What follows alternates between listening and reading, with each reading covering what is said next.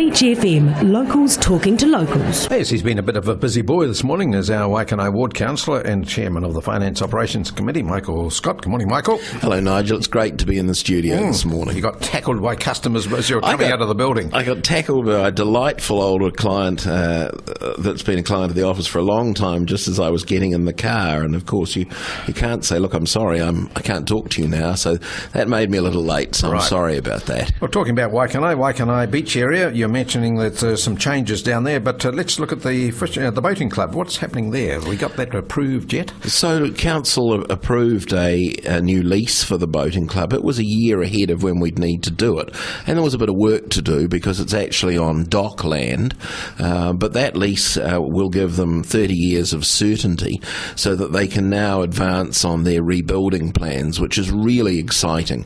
You know, that boating club's been there, gosh, since I was a child, and that now does seem an awfully long time ago. Right. But it's been added to and had changes made to it over time, and it would be really good to kind of refurbish and get it all looking as one. It won't go any higher than it currently does, and it won't cover a much bigger footprint than it currently does, but we'll be able to build some specialist place for the Coast Guard and, of course, for the surf club. This is a big change for Council, Nigel, because Council aren't being asked to fund this.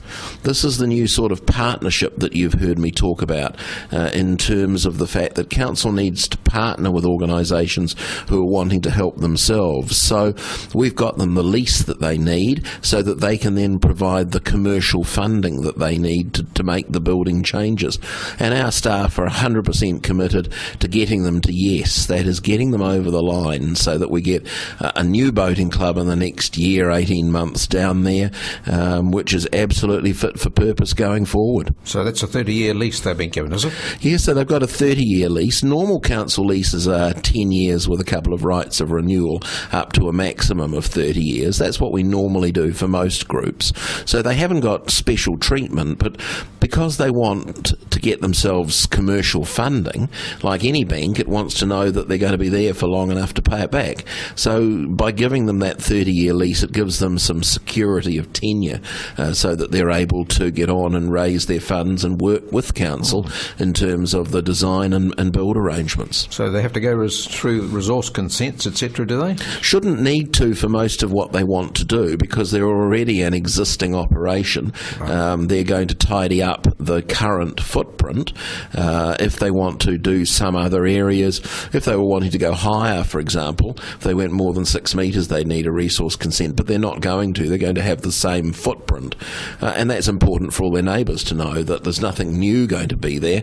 It'll look a hell of a lot nicer than it currently does and certainly be more fit for purpose. So it must be expanded, though, to get the Coast Guard boat in there comfortably. So one of the things we want to do is move the council toilet block, which sits kind of inside their footprint. The sewer and the manhole and all the work is right outside. So the idea is that ultimately might get moved 40 or 50 yards across the car park, which would mean that they could then have that, which is a pretty major chunk of land. We could also then look at that toilet block and how it works, bearing in mind that that's one of the Freedom camping sites. So we might want to just do some work on that at the time. It may be that the community board helps out with that in terms of capital improvement fund money. Those are some discussions to take place, but Jocelyn and I have been to the meetings with the boating club, and I'm absolutely committed to making sure this works for them. It's good to see the Surf Lifesaving Club's going to be helping out, or helped out there too, because I was down at the beach just the end of last summer. Gosh, there's a crowd of kids there every morning now on a Sunday. There is, and it's truly extraordinary. So the boating club's so popular it's had to close its membership. Right. The surf club is full, and of course we've got the Coast Guard as well, who provide a very important service, not only for our coastal waters, but for a long way north in the event of an emergency. And that's important for everybody who's out there in a boat near Kapiti or even further. And further developments down the Waikanae Beach area you were talking about? So it's quite exciting, really. As you know, we had the Choosing Futures process, and we had got to an outcome document which was adopted by Council, which had 26 character features, and one of the issues was a beach identity. Now, some areas already have a beach zoning. Waikanae Beach didn't. There were also some issues in relation to setback lines and use of particular sites in what's called the Old Beach area. So there was 2 appeals which were lodged with the Environment Court after the PDP was accepted. Importantly, Council's worked hard with the appellants to get to yes, and that is a mediated solution where, and councillors have accepted that this is a great idea. It means that after a consultation period and Council accepting some changes to the PDP for Waikanae Beach, we'll end up with a beach residential zone. Now, that will have some major advantages for people who live in the Old Beach. It'll mean that resource consents would be needed for infill development. It'll mean that much easier to take into account those 26 points about the beach character that everybody agreed on. Things like the fact that we don't want curbing and channeling down there, the nice berms running onto the street, that old character that's been there for a long time, that can now be better protected. And the advantage, of course, is saves us a fortune. We get it done in 6 months instead of 2.5 years, and we don't need a plan change.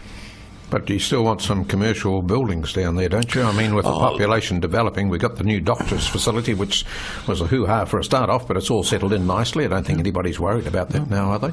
So, look, it's all about change. What people are stunned about is when they learn that long ago there were 50 shops at Waikanae Beach, including 4 butcher shops. Yes. Waikanae Beach was the town centre for years and years and years. It was only in the late 60s and early 70s that up at the township started to really be developed. The Timuana Road, which used to be for a long point a gravel road, was sealed and Waikanae started to develop. Where we currently have commercial, the bars and clubs, things down at the beach, they really are there because of an ongoing use rather than consented activity. They were there to start with, so they've just carried on that use. There needs to be a discussion with that Waikanae Beach community as to what is going to be built there. Certainly it's not going to look like Noosa. There's not going to be any high-rises or anything like that. But what a pity. But I hope, yes, you and I have a particular view on that, but look, I think that the answer is that it's going to be important for there to be some more shopping, some more development, but that's going to be tightly controlled. There's certainly not going to be any big box development. We're not going to see KFC or McDonald's or a warehouse down there. We want to protect that beach character. But already the bars and eateries down there are full to capacity. You can't get a reservation for love nor money, let alone a car park. It's the disease of being popular that people want to go there, and that's one of the things that the expressway has done. It's meant that Waikanae Beach is so much easier to get to, and therefore it's something that needs to be managed. So with that population, you talk about eateries. If somebody wanted to establish a new eatery, can they do that?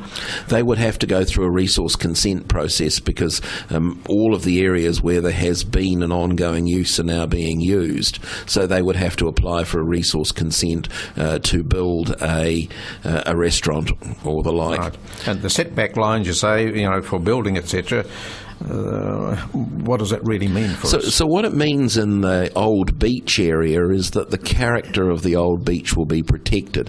You won't get fences built right on the street.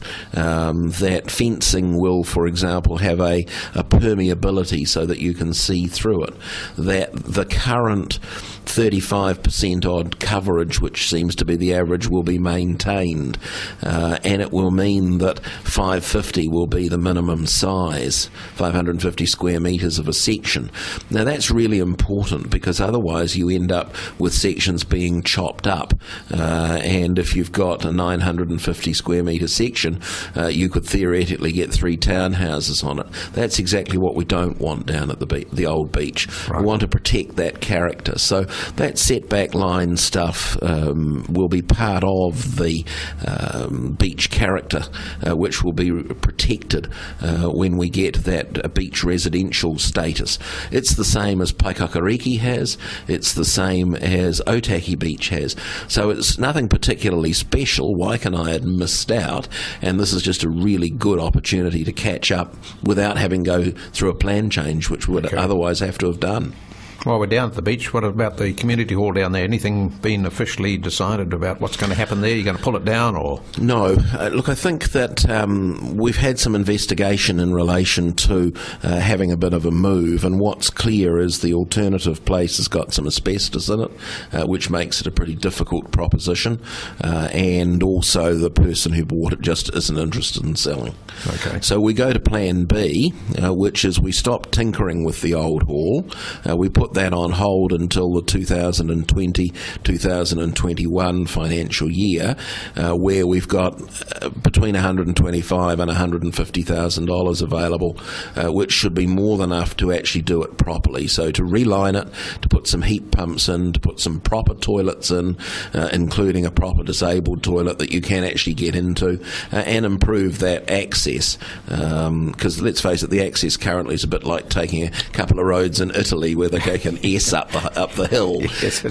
So we can do all that. It means that in terms of budgets, we have to wait a little while. But it's better to do it once, in my view, and do it well and do it properly. And that was the message that I put out there at the AGM of the Residents Association, which was enormously well attended. I was really heartened to see how well that Residents Association is doing. And Gerald Rees and Penny Ames are doing a great job down there advancing the needs of that Waikanae community. Right. And the old bowling club, are you still looking at doing something with that, the existing hall that's there? No, that's got asbestos in it, and the person doesn't want to sell it. So I think we probably need to. It was a great thing to have a look at. It was a good thing to work through. It would have been a great idea. It's not going to happen, so now we need to fix up what we've got. But fix it up in such a way that it's one of our most used halls in the district. That's the thing. So we need to fix it up in a way that actually makes it really fit for purpose, because it's really neither fish nor fowl at the moment. So that old bowling club facility, if they pull it down, remove it, could that be, a new housing complex or something like that? No, not immediately, although that's clearly what the person who purchased it for wants to do with it. I don't think there's any doubt about that. It's currently got an open space designation, so it will need a complete plan change and resource consent. That can't happen for 2 years until after the PDP is adopted, so it's a long time in the future. It does give us the opportunity to have some further discussions, but at this stage they've come to an end. Michael, thanks for your time this morning, and we look forward to talking to you in a couple of weeks' time. Always good to be on Beach FM, Nigel. Michael Scott, Ward Councillor for Waikanae, and also the Chairman of the Finance and Operations Committee and the KCDC. 106.3 Beach FM.